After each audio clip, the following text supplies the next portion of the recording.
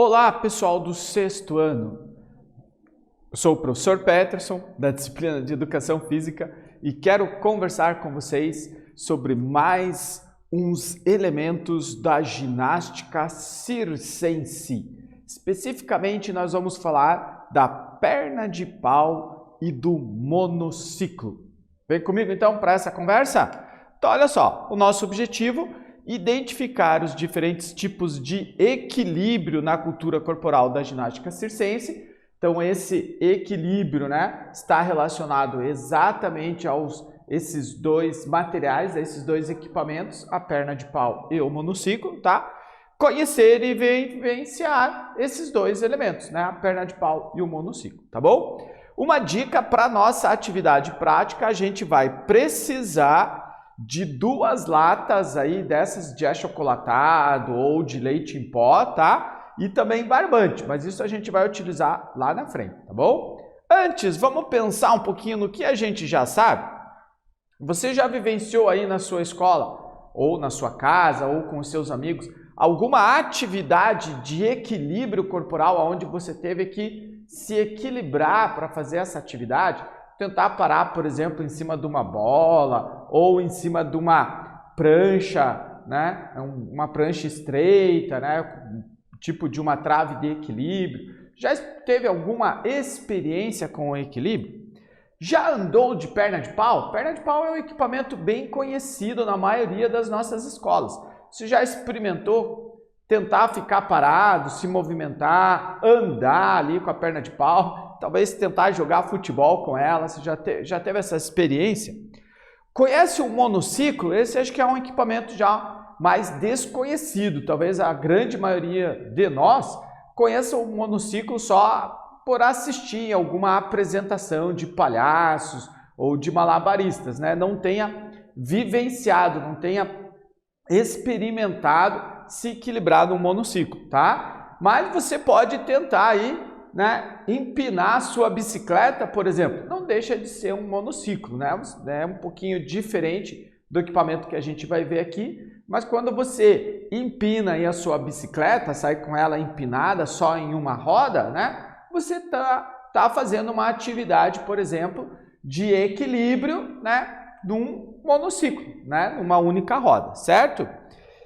Vamos entender um pouquinho como que essas atividades aí são desenvolvidas? Vamos começar falando então do que é equilíbrio. Vamos entender o que é equilíbrio.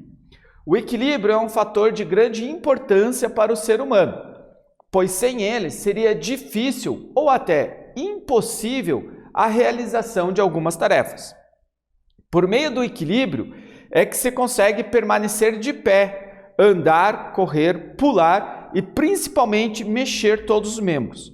Ele pode ser de 3 tipos: dinâmico, estático e recuperado. Vamos entender um pouquinho como são esses 3 tipos aí de equilíbrio? Então, o estático, para a gente ficar parado nessa nossa posição ereta, nós precisamos de equilíbrio. Vamos pensar que quando a gente é bebê, ou os bebês, eles demoram um tempinho para conseguir se equilibrar nessa posição, certo? Eles têm que passar por um processo de maturação do corpinho deles, de fortalecimento, de maturação dos ossos e principalmente da nossa coluna vertebral, e também tem que aprender a se equilibrar. Então é muito comum a gente ver os bebês tentando se levantar, e para eles aquilo é um pouco difícil para se equilibrar. Então, quando nós ficamos na posição em pé, nós estamos aqui exercendo um equilíbrio estático, certo? São poucos os animais que conseguem se equilibrar somente, em 2 apoios, somente nos pés, A maioria se equilibra em 4 apoios. Nós conseguimos fazer isso em 2. Então, esse é o nosso equilíbrio estático. O equilíbrio dinâmico, qual é? É quando a gente caminha, quando a gente corre, a gente tem que manter essa posição. Então, quando nos colocamos em movimento, por exemplo, quando andamos de bicicleta, estamos num equilíbrio dinâmico, certo? Saímos do equilíbrio parado, estático, e estamos em movimento. E o que é o equilíbrio recuperado? É o que a gente consegue quando a gente evita uma queda, por exemplo. Ocorre um desequilíbrio, você escorregou aí, o seu pé escorregou num piso que estava molhado, por exemplo, mas você não chega a cair no chão, você não desequilibra totalmente, você não tem a queda, né? Você tem um momento de desequilíbrio, mas você consegue recuperar o seu equilíbrio, né? Então esse movimento de retornar, de desequilibrar e retornar ao nosso equilíbrio é que é o equilíbrio recuperado, ok? Só para vocês entenderem aí melhor o que são esses 3 tipos de equilíbrio, ok? Então vamos continuando, vamos falar agora da perna de pau. No circo e nas atividades lúdicas, perna de pau é o nome que se dá ao equipamento em que os praticantes alteram a sua estrutura, a sua altura, tá? Então, vai ser o quê? Algo que vai prolongar a nossa perna. É um equipamento que faz com que a nossa perna fique maior. Como a nossa perna fica maior, nós ficamos mais altos ao utilizar a perna de pau, certo? Existem vários modelos, mas a ideia é exatamente essa, um equipamento que vai alongar a nossa perna e vai fazer com que nós fiquemos mais altos, certo? Curiosidade, olha só, não existe um período certo para o surgimento da perna de pau devido aos seus diferentes usos culturais. Então veja só, a perna de pau ela não foi sempre usada no circo ou numa apresentação, né? Com palhaços, com malabaristas. Não, ela já teve outros usos bem interessantes. Olha só, na França era usada para atravessar terrenos alagados, como mangues, né? Manguezais, charcos. Então, como você está alongando a sua perna, você consegue atravessar esses terrenos alagados, né? E não molha os pés, porque você tem a altura da perna de pau.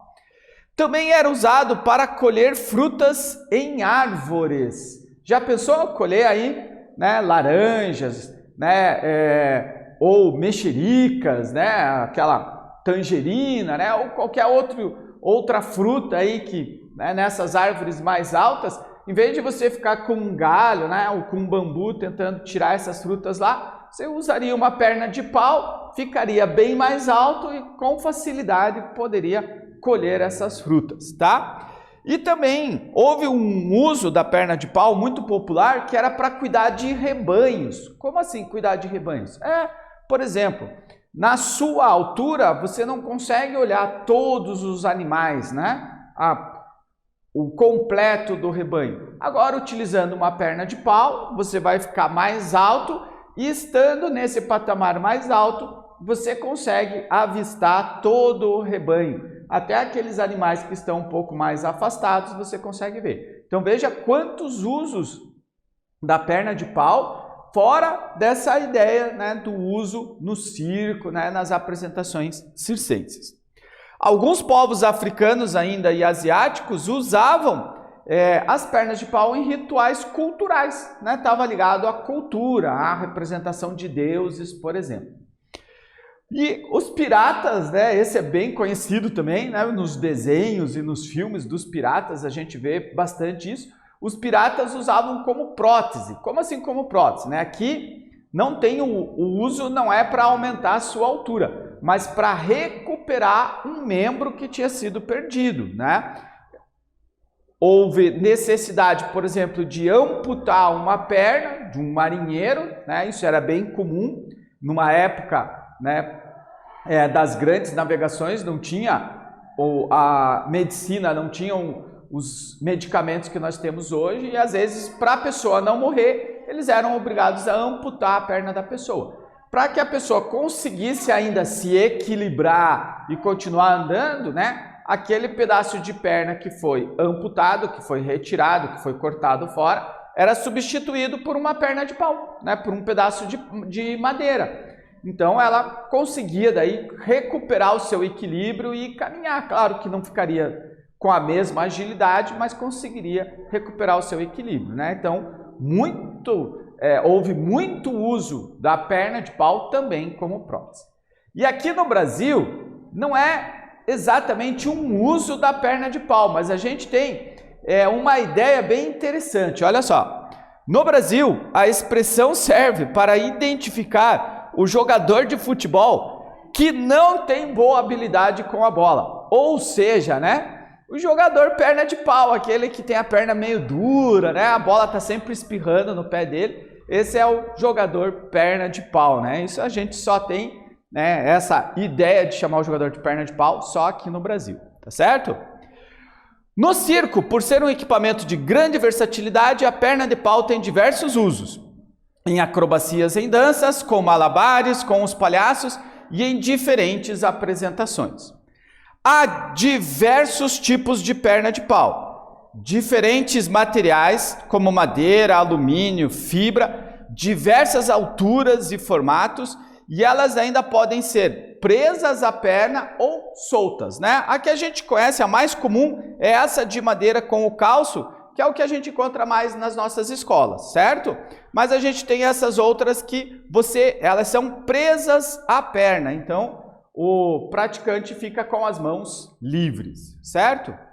O monociclo agora, o que é o monociclo? É uma bicicleta só de uma roda, por isso monociclo, só tem uma roda, né? Como o nome diz, o monociclo caracteriza-se por ter apenas uma roda. O condutor fica sentado no banco, apoiado num garfo e com os pés nos pedais.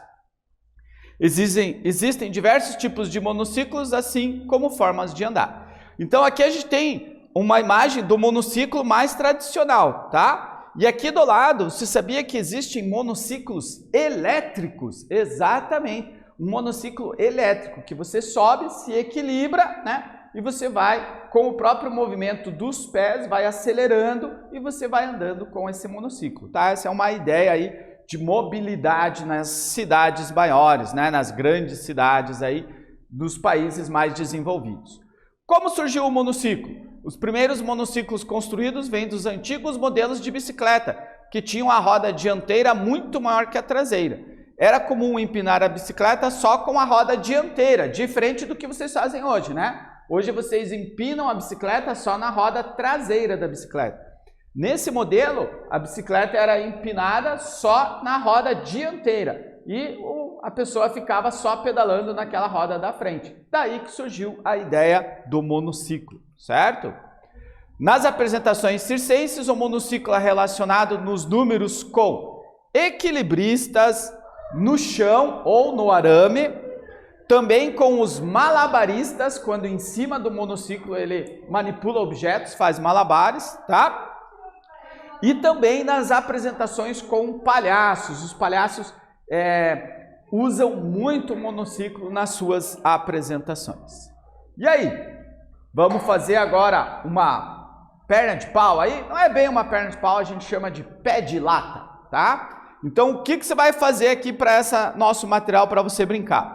Você vai precisar de 2 latas de achocolatado ou de leite em pó, limpas, com tampa, tá? E você vai precisar de barbante. Depois eu vou mostrar como que você vai medir esse barbante, tá? Se você não quiser fazer o nosso pé de lata, você pode também experimentar aí as pernas de pau que talvez estejam disponíveis na sua escola, tá? Mas o pé de lata é bem legal. Então eu vou dar um tempinho aqui para vocês copiarem os materiais e a gente já volta.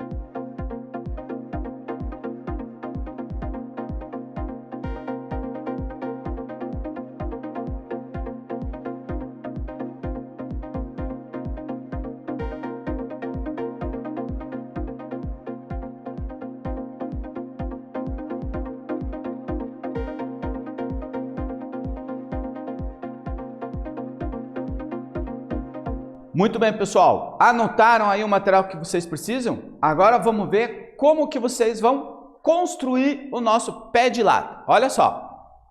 Como fazer? Pegar as duas latas e fazer 2 furos no fundo, de modo que possa passar os barbantes pelos furos.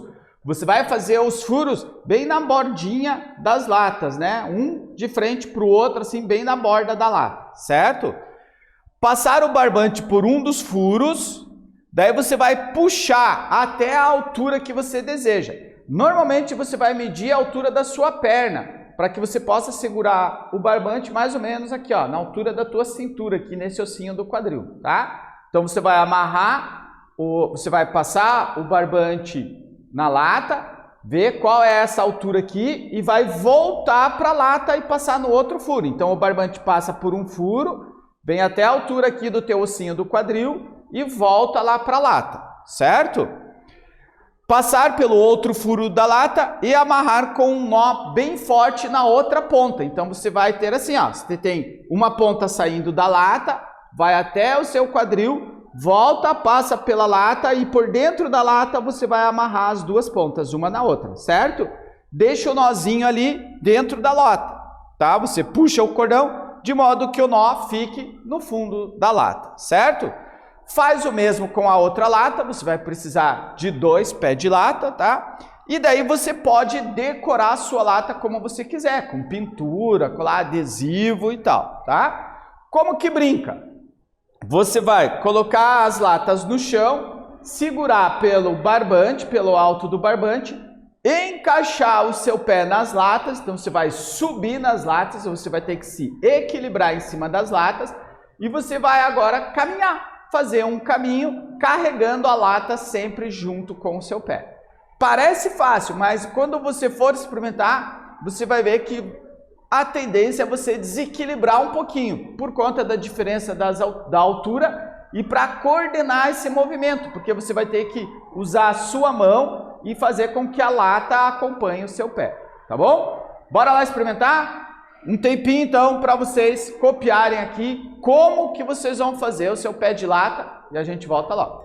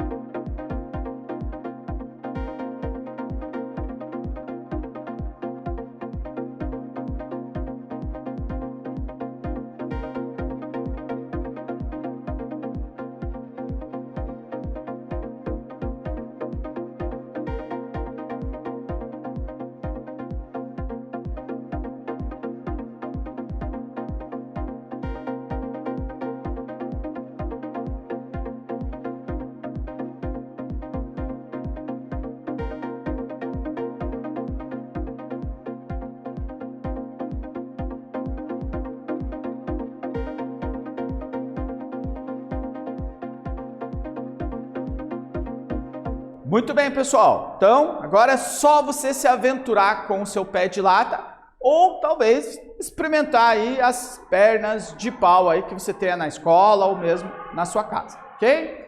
Aqui a gente vai finalizar fazendo uma pequena revisão. Então, aprendemos que o equilíbrio pode ser de 3 tipos: dinâmico, estático e recuperado. Aprendemos que a perna de pau é o nome que se dá ao equipamento que altera a nossa altura, ou seja, aumenta a nossa perna, fazendo com que a gente fique mais alto, tá? E monociclo é a arte de se equilibrar, se movimentar sobre uma única roda, certo? Igual quando você empina a sua bicicleta. Beleza, minha gente? Ficamos por aqui então, nos vemos na próxima. Tchau para todos!